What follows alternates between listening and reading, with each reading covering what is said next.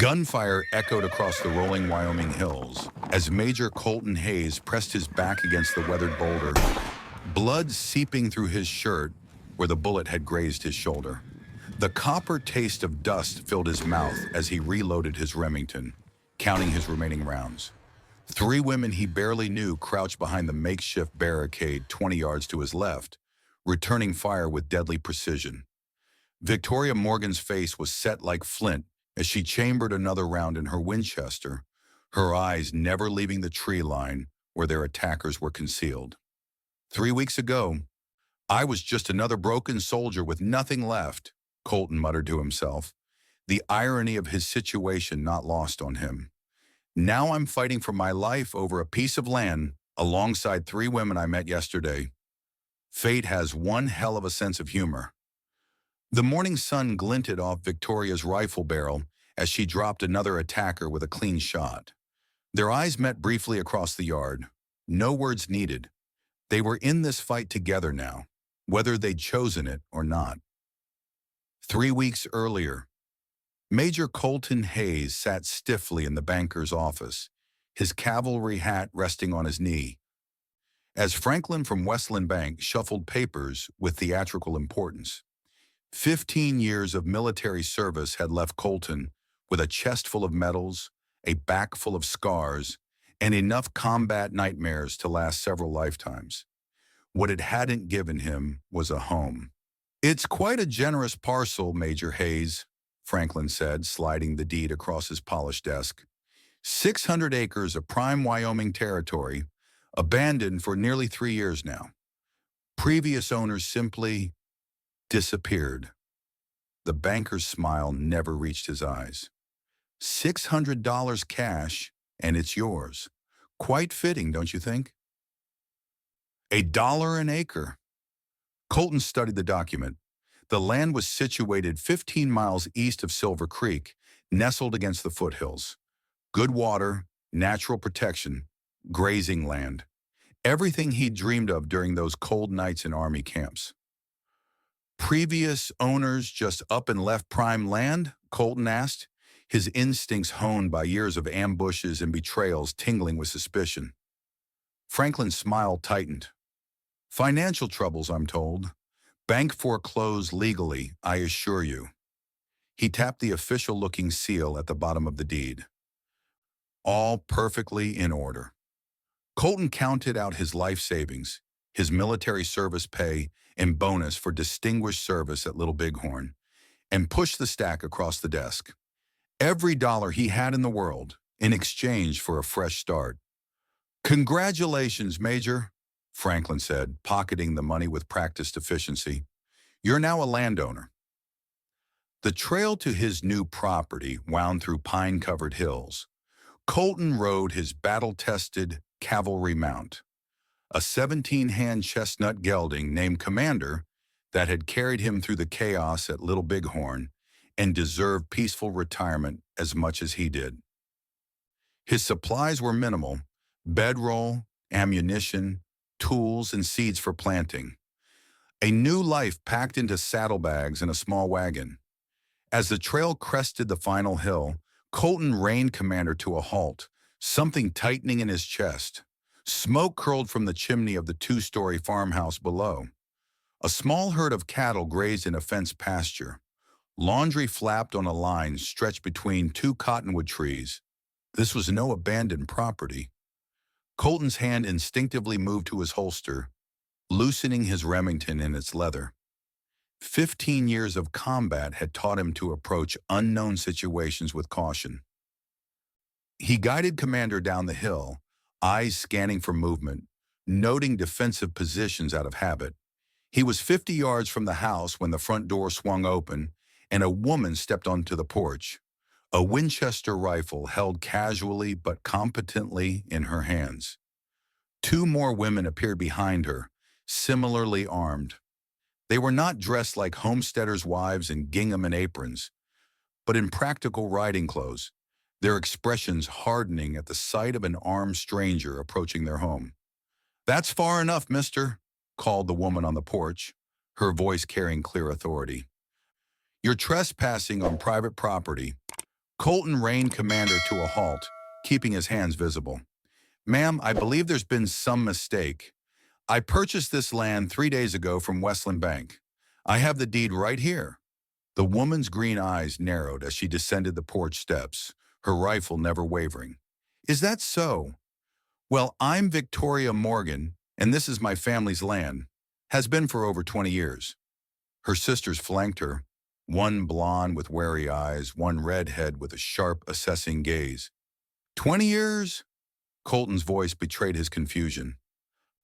The bank assured me this place had been abandoned for years. Victoria's laugh held no humor. Banks say a lot of things, don't they? Catherine, get father's papers. The redhead disappeared into the house while Victoria kept her rifle trained on Colton. You've been swindled, soldier. We've never abandoned this land, never sold it, and we're not about to start now. Catherine returned with a worn leather document case. From it, she extracted a yellow deed, unfolding it with deliberate care. This land was deeded to our father Thomas Morgan in 1856, Victoria said, holding the document where Colton could see the official territorial seal. 20 years ago, long before your bank claimed to own it. Colton's jaw tightened. $600, everything he had, for land that wasn't the bank's to sell. The bitter taste of betrayal was all too familiar. Miss Morgan, he said carefully, I believe we've both been deceived. May I examine those papers more closely? The youngest sister spoke up unexpectedly. Vic, let him see. He looks as angry as we were. Victoria hesitated, then nodded. Emily has good instincts about people. Dismount slowly. Keep your hands where we can see them. Colton complied, securing Commander to a hitching post before approaching. Emily handed him the Morgan deed while Catherine kept her rifle at the ready.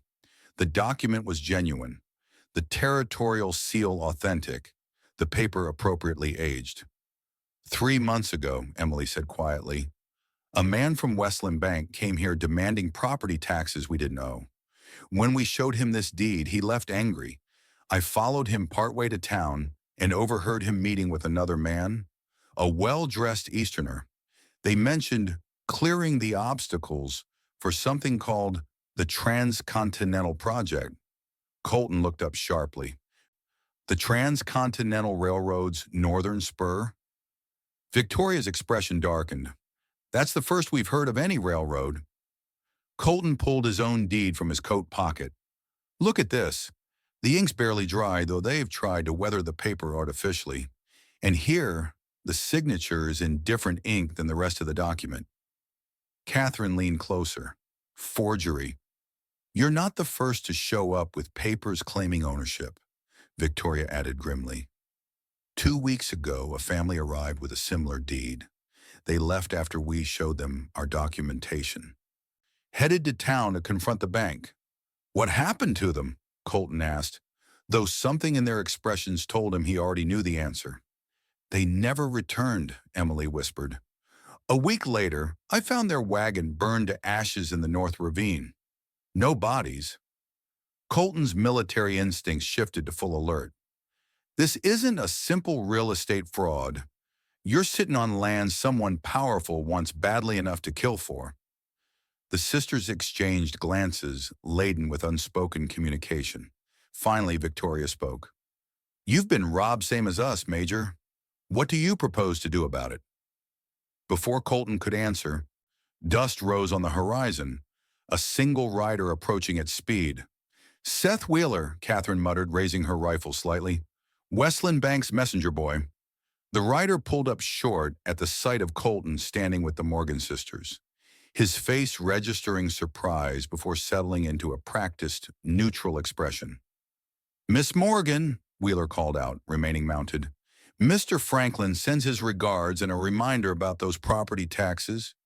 $250 due by sundown tomorrow. Victoria's hands tightened on her rifle. We don't owe taxes on land we own outright. Wheeler's smile was cold. Bank ledgers say different. Sheriff Blackwood has the papers ready if you fail to pay. His gaze shifted to Colton. I see you've met our newest landowner.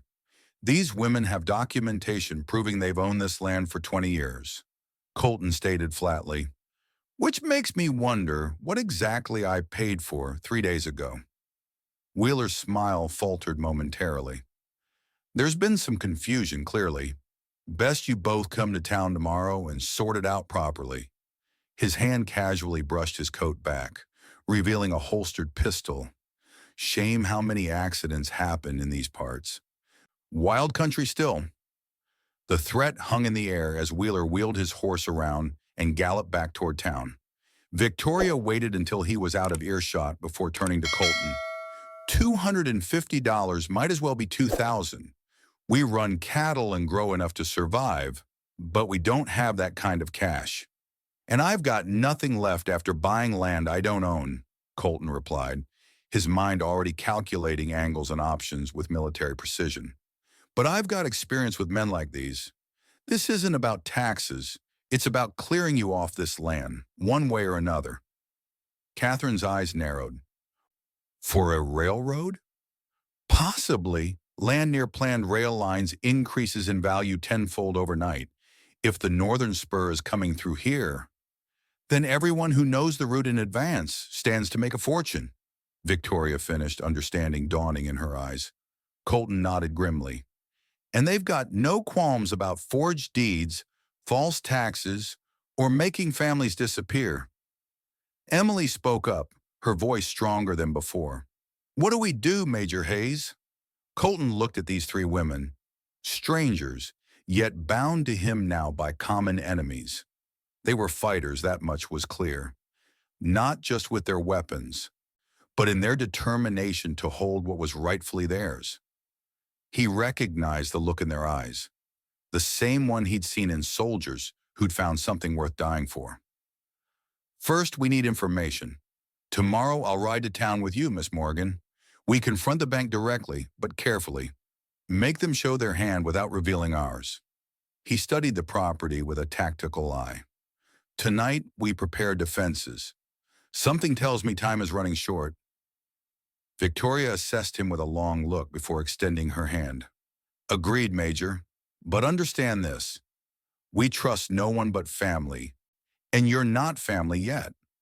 Colton clasped her hand firmly. Fair enough, Miss Morgan. I haven't trusted anyone in 15 years. No reason to start now. Dawn painted the eastern sky blood red as Colton and Victoria rode toward Silver Creek. They'd left Catherine and Emily heavily armed at the ranch, with escape routes planned if trouble arrived in their absence. The morning air carried a bite that hinted at the coming winter, still months away, but already making its intentions known in these high elevations. Your sisters handled themselves well with those rifles, Colton observed, breaking the silence that had stretched between them for the first 3 miles. Victoria's expression softened slightly. Our father taught us. After Mother died, he said women in this territory needed to shoot straighter than men. Said it was the only language some men understand. Wise man. He was. Fought for the Union, same as you. Recognized your cavalry stance the moment you rode up. Colton nodded. The war had marked them all in ways visible and invisible. Your father still alive? Victoria's jaw tightened. Died 3 years ago, thrown from his horse during a thunderstorm. She paused. At least, that's what we were told. You have doubts? Father rode through blizzards and hailstorms. Never knew a horse that could throw him. Her eyes met his briefly. Started having questions about the bank's interest in our land the next month. The trail narrowed as they entered a ravine, high rock walls rising on either side. Colton's combat instincts flared. Perfect spot for an ambush. Hold up, he whispered, drawing his Remington. Victoria instantly halted beside him, Winchester raised. 3 riders emerged from behind a boulder ahead, spread across the trail. Another 2 appeared behind them, cutting off retreat. All 5 men wore dusters that failed to conceal their gun belts. Well now, what have we here? Called the center rider, a tall man with a scarred face. Major Hayes, ain't it? Long way from the battlefield. Colton's eyes narrowed, recognition dawning. Jackson Miller. Last I saw you, you were sergeant in the 7th Cavalry. Miller's smile didn't reach his eyes. War's over, Major. Man's gotta eat. Nothing personal about this job. Victoria's rifle didn't waver. 5 against 2, not very sporting. We're not here for sport, ma'am, Miller replied. Just delivering a message from Colonel Thornton. He suggests you both turn around and forget about visiting town today. Says there's been enough bloodshed already. Colton's pulse quickened. Colonel Randall Thornton? He's here? Owns half the territory now, Miller confirmed. Smart man aligns with the future, Major. Railroad's coming, and the colonel's making sure the path is clear. He nodded toward the hillside. Dozen rifles up there with clear sight lines. Walk away now. No one gets hurt. Colton assessed their situation with cold precision. 5 visible gunmen, possibly 12 more hidden. No cover except scattered boulders. 2 horses easily targeted in the narrow ravine. We're turning around, he announced, surprising Victoria. Tell Thornton I received his message. Miller nodded, satisfied. Wise choice, Major. Always did say you had more brains than most officers. Victoria began to protest, but Colton's hand on her arm silenced her. They slowly backed their horses away, then turned and rode steadily until the ravine widened and trees provided cover. You're just giving up, Victoria demanded once they were safely out of earshot. Tactical retreat, Colton corrected. Thornton's name changes everything. Who is he? My former commanding officer, ruthless strategist who sacrificed half my company to win a meaningless hill. After the war, he joined railroad interests back east. Colton's face hardened. If he's here personally, this is bigger than a land grab. He's eliminating all obstacles for something valuable. Like what? I don't know yet, but we're not getting answers in town. Not today. He studied the terrain. There's another way to Silver Creek, through Blackwater Canyon. Takes longer, but we can approach from the south undetected. Victoria considered this. My sister Catherine knows that route, but it's treacherous, narrow trails along cliff edges. Exactly why Miller's men won't be watching it. Colton turned his horse back toward the Morgan Ranch. We need to change strategies. Thornton thinks in military terms: control, dominate, eliminate resistance. He's expecting a frontal assault. So we flank him instead, Victoria concluded, a glimmer of respect in her eyes. Precisely, Miss Morgan. Sometimes the best way to win isn't facing your enemy head-on. It's finding what they're protecting and striking there. The Morgan Ranch buzzed with activity as the sun began its westward descent. Catherine and Emily listened intently as Colton explained their encounter with Miller and his men. Blackwater Canyon's passable, but barely, Catherine confirmed. I hunted there last season. 2 riders could make it through by moonlight if they know the trail. Emily spread a rough map of the territory across the kitchen table. There's a back entrance to the land office here, behind the livery stable. Records are kept in a safe, but the clerk, Mr. Daniels, often leaves the combination written inside his desk drawer. Colton raised an eyebrow and Emily blushed slightly. I observe things. People don't notice a quiet woman watching. That skill has saved our lives more than once, Victoria added proudly. Colton studied the map. If Thornton's working with the railroad, there will be survey maps, property acquisitions, planned routes. The land office would have copies. He looked up at the sisters. We need those documents to understand what we're fighting against. You think we can slip into town undetected? Victoria asked. Not all of us. 1 or 2, moving quietly after dark. Colton traced the canyon route with his finger. Meanwhile, we need to prepare this place for defense.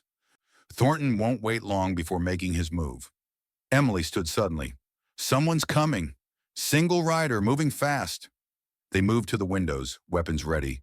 A horse and rider appeared on the horizon, approaching at a gallop. It's Sheriff Blackwood, Catherine said, surprise evident in her voice. The sheriff reined in hard at the front porch. his usually immaculate appearance disheveled, a dark stain spreading across his left side. "Morgan's sisters," he gasped as they helped him dismount. "Thank God you're all right." His eyes found Colton. "Major Hayes? They said you bought the old Peterson place." "Apparently not," Colton replied grimly. "What happened to you, Sheriff?" Inside the house, they bandaged Blackwood's gunshot wound, a clean through and through that had missed vital organs but left him weak from blood loss. "Thornton's men?" Blackwood explained between pained breaths. "I overheard them planning to burn you out tonight. When I questioned Franklin about the forged deeds, they turned on me." He grimaced. "Most of the town council's in Thornton's pocket now. Railroad money talks mighty loud." "What's Thornton after?" Colton pressed. "This is more than just a right-of-way for tracks." Blackwood's eyes met his. "Gold, Major. Geological surveys confirmed a massive vein running through these hills. Railroad's the cover story. They need a legitimate reason to seize the land." He coughed painfully. "Your property sits on top of what might be the biggest strike since California." Victoria inhaled sharply. "That's why they've been trying to force us out for years." "Your father suspected," Blackwood confirmed. "That's why they arranged his accident. Thomas was gathering evidence against them when he died." The pieces clicked into place for Colton. The railroad gets the land for a fraction of its worth, extracts millions in gold, all perfectly legal on paper. 15 properties targeted across the territory, Blackwood added. "Yours is the last holdout, Miss Morgan. The others have all been cleared, one way or another." Darkness fell as they finalized their plans. Sheriff Blackwood would remain at the ranch to recover, while Catherine and Emily prepared defenses. Victoria and Colton would take the treacherous canyon route to town, seeking the evidence they needed from the land office. As they prepared to depart, Emily pressed something into Colton's hand, a small Derringer pistol. "It was Father's backup weapon," she explained. "Small enough to hide, but it saved him more than once." Colton tucked it into his boot with a nod of thanks. Victoria emerged from the house in dark clothing, her hair tucked under a hat, a knife strapped to her thigh alongside her pistol.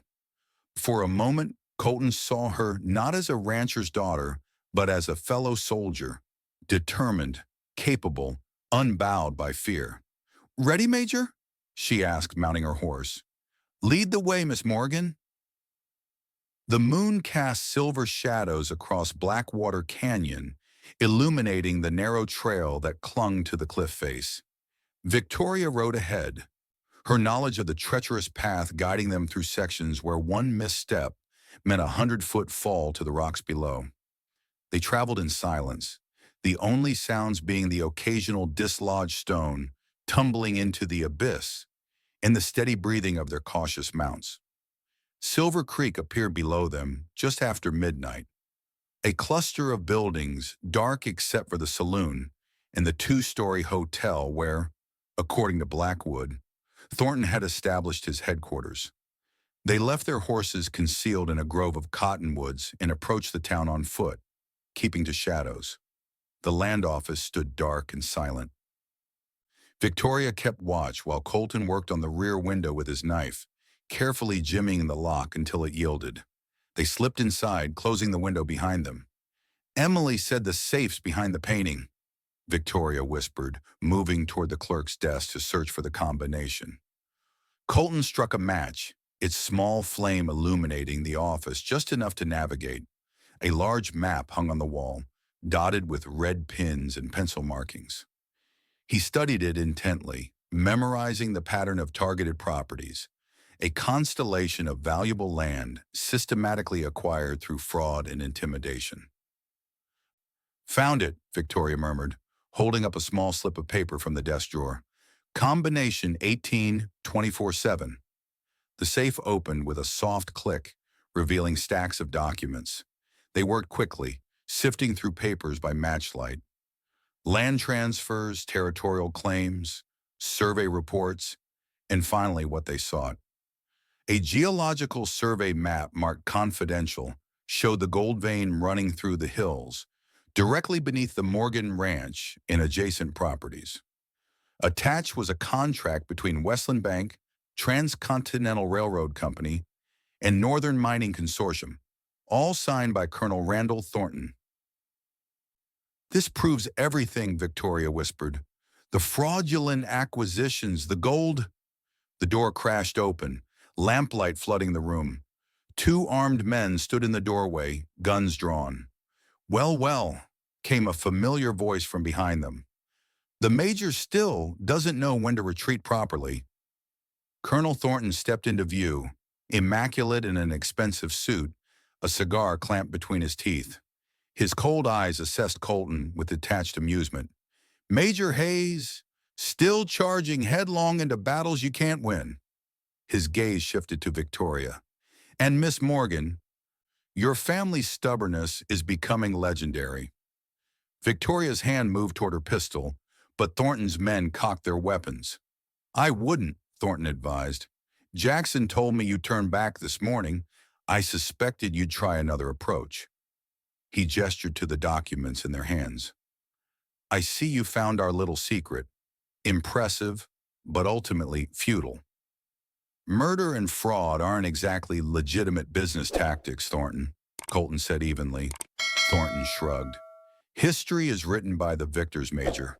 In 20 years, I'll be remembered as a visionary who developed this territory, not as the man who removed a few obstacles." He puffed his cigar. "The railroad's coming. The mining operations begin next month. Progress marches forward, with or without the Morgan family." "You murdered my father," Victoria said, her voice deadly calm. "Business necessity," Thornton replied dismissively. "He became inconvenient." One of the gunmen collected the documents from their hands while the other bound their wrists with rope. "Take them to the hotel," Thornton ordered. "We'll arrange a regrettable accident for the morning. Perhaps a fire at the jail. Tragic, but not uncommon in these primitive towns." As they were marched at gunpoint toward the hotel, Colton's mind raced through escape scenarios. The streets were empty, the few windows showing lamplight quickly darkening as townsfolk closed shutters, unwilling to witness what was happening. Silver Creek had already surrendered to Thornton's influence. They were halfway to the hotel when a rifle shot cracked through the night. One of their captors dropped. A bullet hole centered in his forehead. The second gunman swung his weapon wildly, searching for the shooter. Colton didn't hesitate. He slammed his shoulder into the disoriented man, knocking him off balance. Victoria, despite her bound hands, delivered a vicious kick that sent the man's gun flying. A second rifle shot found its mark, and their remaining captor collapsed. Catherine emerged from between buildings, rifle in hand. "Couldn't let you have all the fun," she said, quickly cutting their bonds with her hunting knife. "How did you—" Victoria began. "Emily had a feeling you'd need backup. Sheriff Blackwood told us about the hotel." Catherine handed them each a revolver. "Emily's watching the rear of the hotel. We've got horses waiting at the livery." A shout went up from the direction of the land office. Thornton had discovered their escape. "Run," Colton ordered. "I'll hold them off." Victoria grabbed his arm. "Not alone, you won't." Gunfire erupted from multiple directions as Thornton's men emerged from the saloon and hotel. Colton, Victoria, and Catherine took cover behind water troughs and barrels, returning fire strategically, creating the impression of a larger force. Emily appeared on horseback, leading their mounts, providing covering fire with remarkable accuracy for someone so young. They fought their way to the horses, bullets splintering wood around them. As they galloped from town, Thornton's voice carried after them. "You can't run forever, Hayes. That land will be mine by sundown tomorrow." Once safely beyond the town limits, Colton turned to Emily. "You were right to come after us. We need to send word to Marshal Davidson immediately." Emily smiled, patting her saddlebag. "Already arranged, Major. Before we left, I gave Sheriff Blackwood's deputy a sealed letter with copies of our evidence and instructions to ride for the marshal's office at first light." "Robert Davidson, wasn't he your commanding officer during the Sioux campaign?" Victoria glanced at Colton with new respect. You know the U.S. Marshal personally? Saved each other's lives more than once, Colton confirmed. If anyone will stand against Thornton regardless of bribes or threats, it's Davidson. They rode hard through the night, taking the main road rather than risking the canyon in their haste. Dawn was breaking as they crested the final hill overlooking the Morgan Ranch. What they saw made them rein up sharply. A dozen riders surrounded the property, with more approaching from the east. They must have sent men while Thornton kept us occupied in town, Colton said grimly. Sheriff Blackwood was visible on the porch, hands raised as armed men closed in. A wagon stood in the yard, loaded with explosives, enough to level the house and barn. They're going to blow up our home, Emily whispered, horror in her voice. Colton assessed the situation with the cool detachment of a battlefield commander. They don't know we're here yet. We have surprise on our side. He turned to the sisters. I know this is your fight, but I'm asking you to trust my experience. I've faced worse odds. Victoria met his gaze, her decision already made. What's your plan, Major? And so it came to this.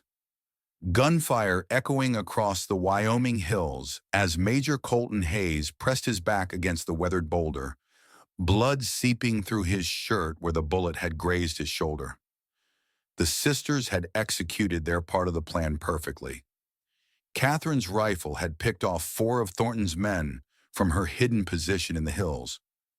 Emily had managed to reach the barn undetected, freeing the horses and setting fire to the hay storage, creating a diversion that scattered half their attackers. Victoria fought alongside Colton, their movements synchronized as if they'd battled together for years. Sheriff Blackwood, despite his wound, had seized the moment of confusion to overturn the explosives wagon, denying Thornton's men their demolition plan. The battle had raged for nearly an hour now. Thornton's forces were reduced by half, but still outnumbered them. Ammunition was running low. A familiar voice called across the yard. Major Hayes, let's end this before more blood is spilled. Colonel Thornton stood on the road, flanked by Jackson Miller and 3 remaining gunmen.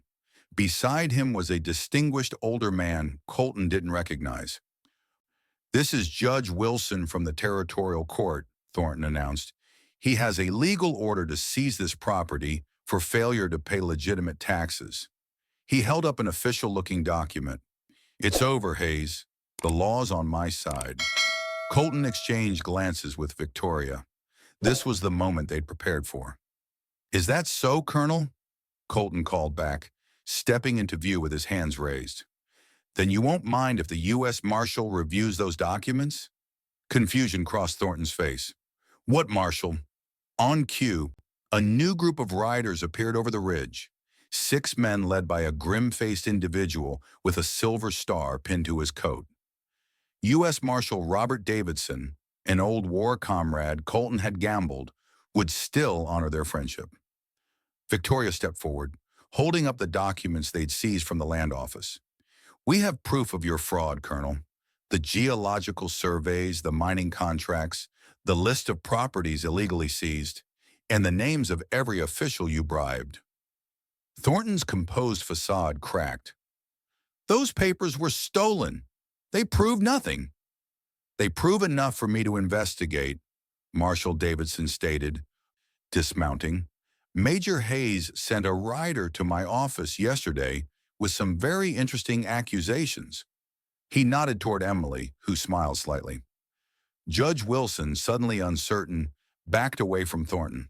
Colonel, you assured me this was a simple tax enforcement.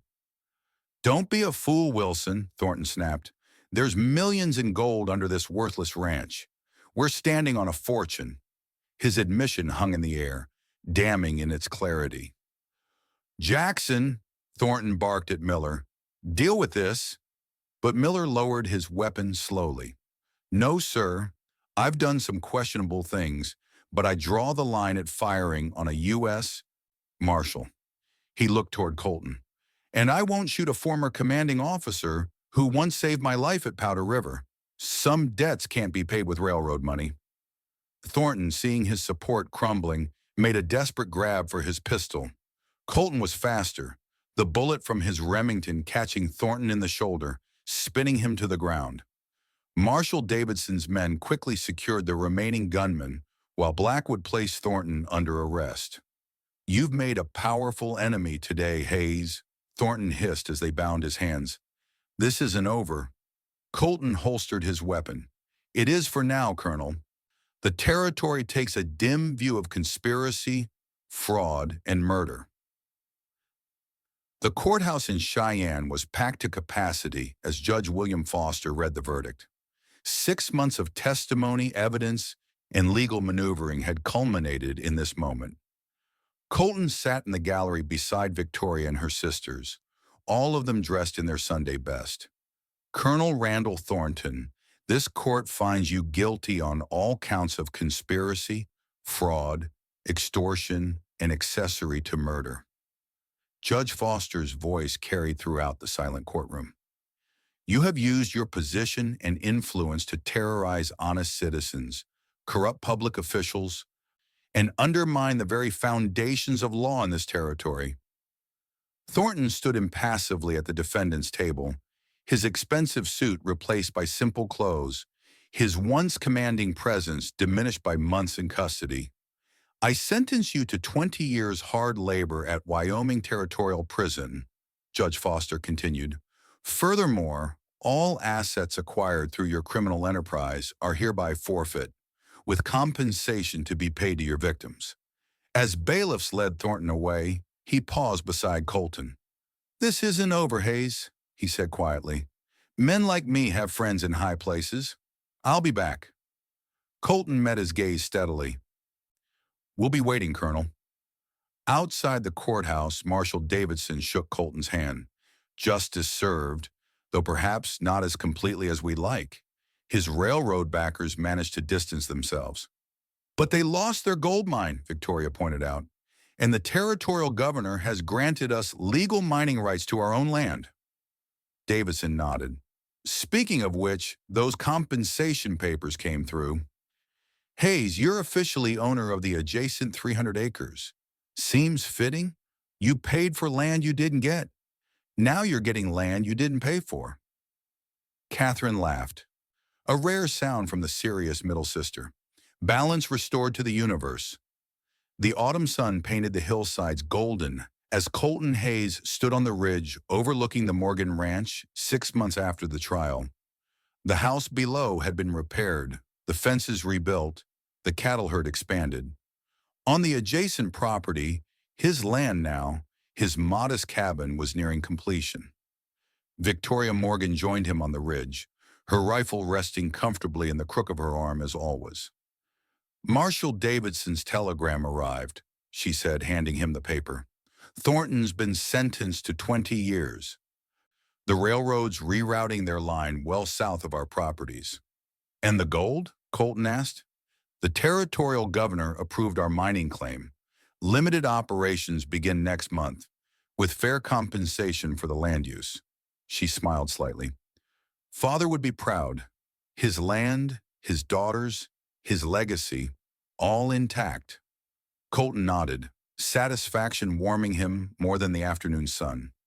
He had found something he'd stopped believing existed after 15 years of war and wandering. Not just land or gold or justice, but purpose. A place worth fighting for, people worth standing beside. "You're welcome to stay for supper, Major," Victoria said, her usual formality softened by the months of shared struggle and victory. "Catherine shot a deer this morning." "I'd be honored, Miss Morgan."